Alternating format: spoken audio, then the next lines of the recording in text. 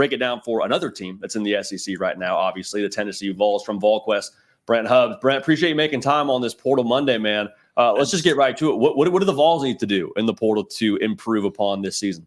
Well, I think Tennessee's fascinating. I think they're one of the more fascinating teams in this portal cycle because they have 20 players on their roster who can return for a COVID year. So they could be one of the oldest teams in the league and in college football, or they could get really young really fast, depending on how many of those guys return. They have to have a tight end in the portal, and that's why you've seen Tennessee just in the last few hours, Tennessee get active in offering the Jolly kid who plays at UConn that actually put on a show in Knoxville, nearly had 100 yards receiving against Tennessee. They just offered him here in the last couple of hours. So I think that's where it starts for Tennessee, is at the tight end position, Justin Jolly being one of those guys.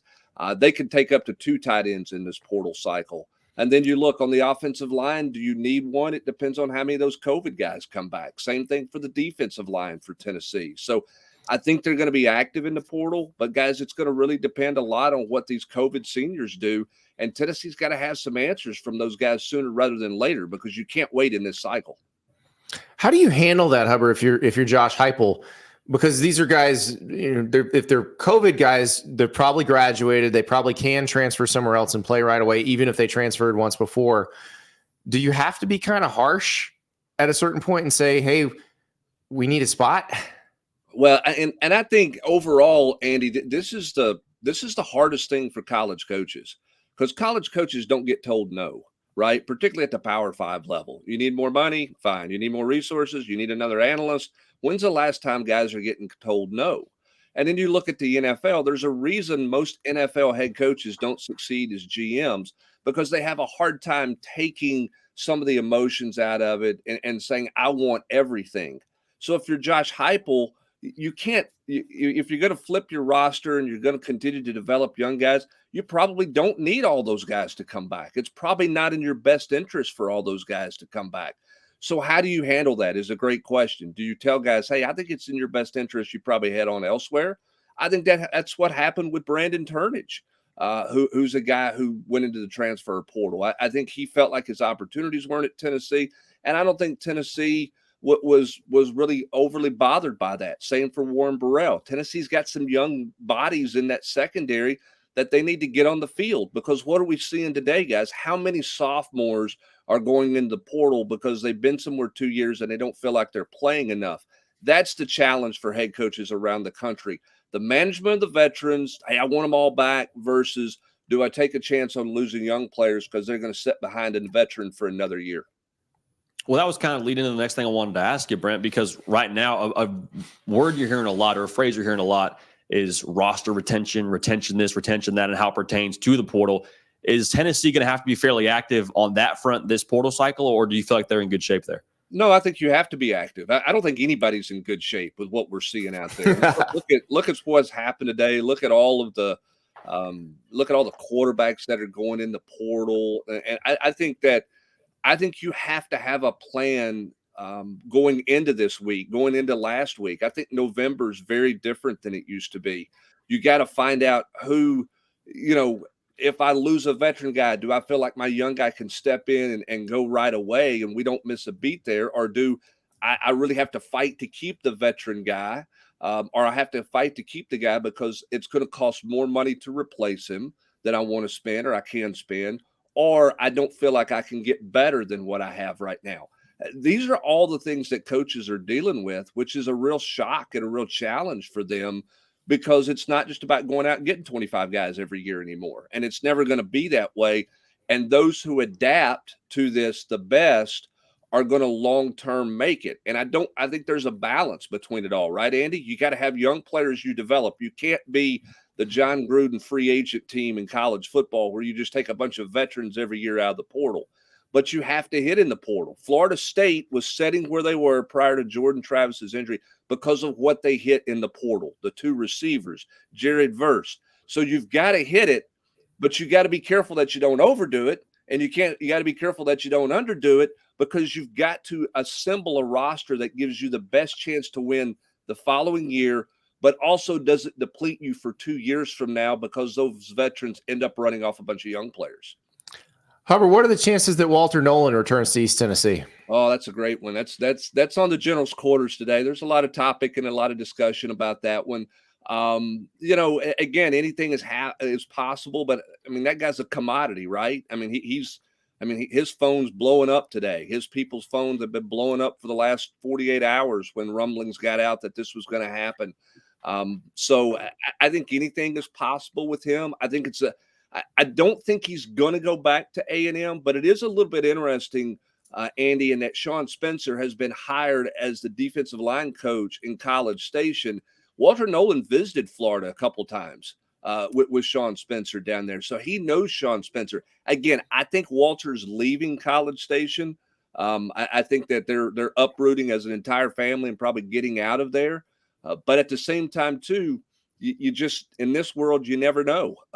He's going to have a bunch of opportunities, and if you're Tennessee, you gotta kick the tires there a little bit, right? Now, here's the thing: what happens if Omar Norman Lott comes back, and what happens if Omari Thomas comes back, and you bring back 4 veteran defensive linemen?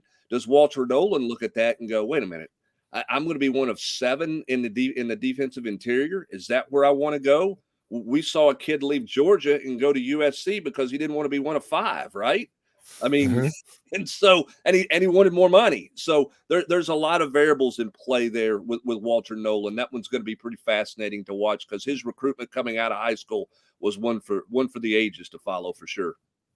And what is Josh Heupel's philosophy on the portal? Because I would imagine there's some coaches that kind of treat it like the NFL draft and say we're taking the best available. And if a 5-star kid jumps in there, we're at least going to give him a call and see if he can help us. Or is it a thing where, hey, we need these positions. We have other guys we recruited we like, we want to trust and develop. Is there a balance there for Josh Heupel and his philosophy with the portal? Well, I think every coach has to have a balance, but it's if Josh Heupel's an offensive coach, if a big time wide receiver's out there, is he going to turn him down? It's a great question. We'll have to see. I mean, it's got to start with need and filling those needs. But the portal's been good to Tennessee. Now, they haven't had necessarily the Jared Verse or one of those types of guys who just blew up coming out because nobody knew who Verse was coming out of Albany, right? But McCollin Castles was a really good pickup for Tennessee in the transfer portal at tight end. Tennessee doesn't win 8 games without Castles.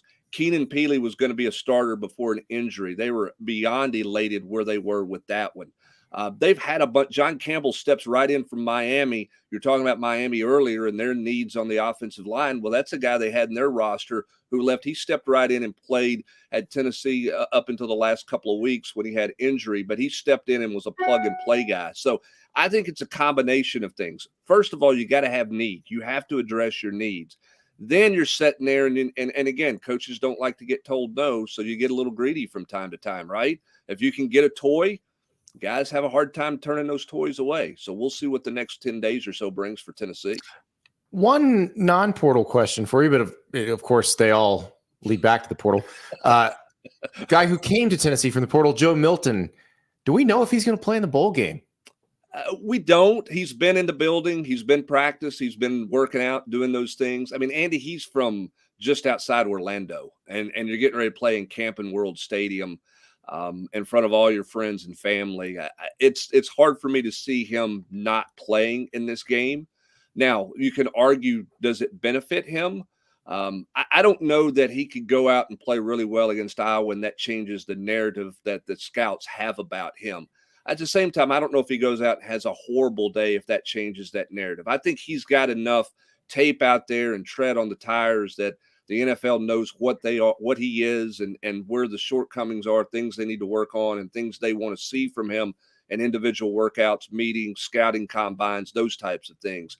But again, it's at home, when you're playing in front of your family. Now, how are coaches around the country going to keep playing these non-playoff bowl games?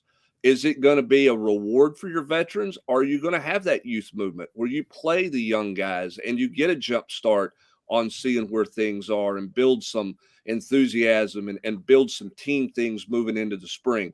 That's a new dynamic with opt-outs, and that's a new thing that you're looking at with all these midterm guys coming to practice. And do you turn this into very much about youth in the bowl game, and maybe your veterans get a smaller victory lap instead of a 4-quarter victory lap. I think these are just all things coaches are dealing with now. That wasn't the case 4 or 5 years ago. Yeah, it's a fascinating world we're living in right now with the portal and opting out of bowl games and conference realignment. But all that to say, I'm sure things are going to get crazy regardless of what Tennessee is doing with the transfer portal here in the next, I don't know, couple of weeks. But Brent, we appreciate you making time, and we'll visit again soon. All right. Thanks, guys. Appreciate it. Awesome, Brent. Best in the business.